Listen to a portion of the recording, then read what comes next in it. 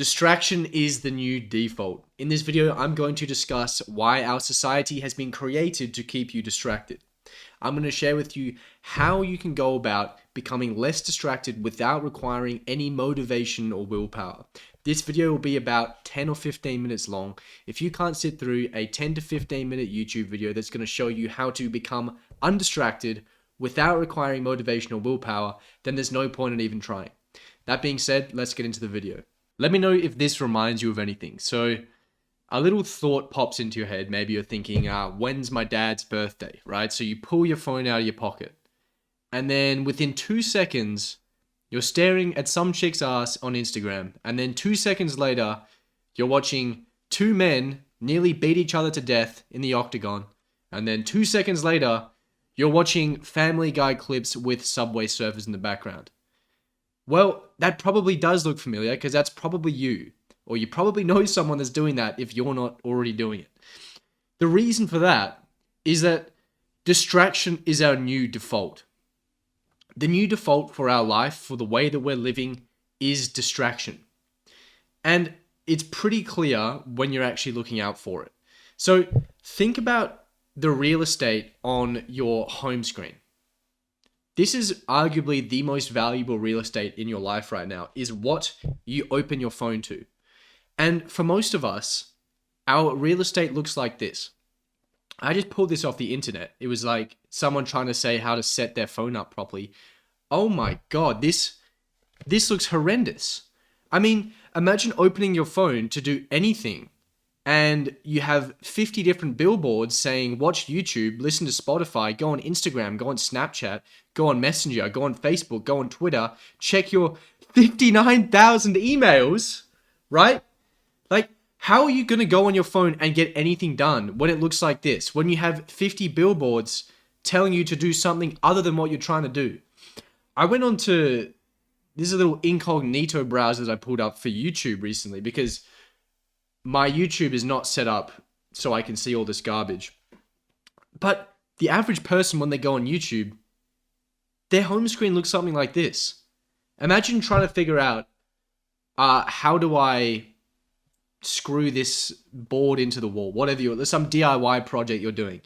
And then you instantly have 20 men versus one secret woman.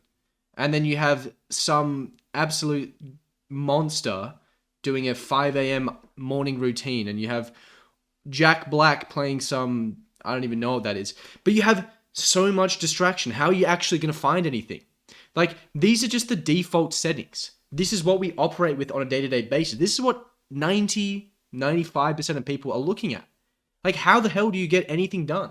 I mean, I looked at someone's home screen recently, and it looked something like this, and it just reminded me how hard it is when you're operating on default mode. I mean, my home screen on my phone looks like this now. So when I see just a regular home screen, I'm thinking, how are you actually getting anything done? It just seems so insane to me. And a lot of the time, when you try and do something to prevent this from happening, people are like, oh, what's the point? This is normal. This is just how things normally are. This is just normal. If you're watching this channel, I hope you don't want to be a normal person. When I hear something like it's normal, it terrifies me. There's nothing that I fear more than just being normal. Because what is normal right now? Normal is you're out of shape, you're poor, you probably have terrible social life, you hate your job, you hate your life. Why would I want anything about being normal? And the reality is, when you do normal actions, when you do normal things, you get normal results. So why would you want anything that resembles this idea of normal? It doesn't make sense to me. And I actually did an experiment recently. It wasn't an experiment, but I was trying to see what my motivation was for doing what I'm currently doing. And one of the big drivers, one of the main drivers for me, was my absolute fear of being normal, of living a normal life, doing normal things. It really terrifies me. And that was one of the big reasons that I do what I do, because I'm so damn afraid of being normal. So when you hear it's normal, that's not, true, it's normal, I need to do normal things. That's, oh shit, I'm doing something that's normal. I need to run as fast as I can. Because I don't want normal. I don't want to live life on default mode, because default mode is distraction. And if you're distracted, you're impulsive, you're lazy, you're not thinking long term, things are not going to be good for you. So when you hear something like it's normal, just run. Just run for your life away from whatever that behavior is that people are saying is normal. Normal actions lead to normal results. If you want to get insane things done, if you want to do something big, if you want to be different, then you have to do abnormal things. And to do abnormal things, you need to create an abnormal environment. Because an abnormal environment makes it difficult for you to do normal things. And this is exactly what we want. We want to avoid normal. We want to avoid this at all costs. We want to create an abnormal environment that makes it hard for us to do difficult things. Now, we can break down our environment into 3 different sections here. You have your physical environment, you have your social environment, and you have your digital environment. And if you can fundamentally make these environments as difficult as possible for you to do normal things, the better you're going to be. So like your physical environment. Why do you have a TV? Why do you have junk food in the house? Right? Why do you have a PlayStation? Why do you have an Xbox? Why do you have a gaming PC? Why are these things in your physical environment? It's funny, people come around to my house, and it has been described by multiple different people independently that it's like a training ground. And the reason for that is that, I don't have a lot of junk in the house. There's not a lot of things lying around. I don't have a lot of things that normal people would have. We don't have any junk food in the house. What we do have is a entire 200 kilos, a full cow essentially, worth of beef in a freezer. I have an ice bath. I have a sauna, and I have a home gym. I have a pretty abnormal physical environment. I'm sure I have, I don't have a lot of fancy things that other people have. I don't have super nice couches. I don't have all this artwork and things around. But what I have is things that make it very difficult for me to do normal things and quite easy for me to do things that are going to move me towards my goals. Same with my digital environment. Do you think my phone home screen is going to look like this? Absolutely no way. You've seen what my phone home screen looks like. It does not look like this at all. You think I open up YouTube and my YouTube looks like this? Not a chance on earth. Because I understand the value of the real estate on your devices, on your technology. It's something that you're in contact with all the time. And if those things are distracting you, if those things are making it easy to do normal things, then it's not serving its purpose. It should make it easy for you to do things that you want to do, to achieve the goals that you want to achieve. So if you want that, do not create a normal digital environment. Create an abnormal digital environment. People look at my phone and it's in black and white and it's got that weird home screen as you've seen, and they're like, that looks ugly. I wouldn't want to use my phone.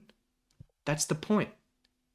I don't want to use my phone. I want to use my phone for the utility it provides, but I don't want to use it to be scrolling reels, going on Instagram, going on Snapchat, checking my 59,000 emails. I want to use it for the utility, but not for all this other crap that comes with it. So create an abnormal digital environment. And then social environment. I mean, this is a huge one. The people you hang out with are going to influence what you perceive as normal, and they're also going to influence your beliefs. So if you're in a social circle and everyone is out of shape, everyone spends a lot of time playing video games, everyone is always going out and drinking all the time, then you're going to perceive that as normal behavior. And if you perceive it as normal behavior, you're more likely to do it, right? They're also going to influence your beliefs. All of these things are going to be dictated by your social environment. So wouldn't you want to create a social environment where doing things that move you towards your goals, the activities that you want to do, are perceived as normal in that group?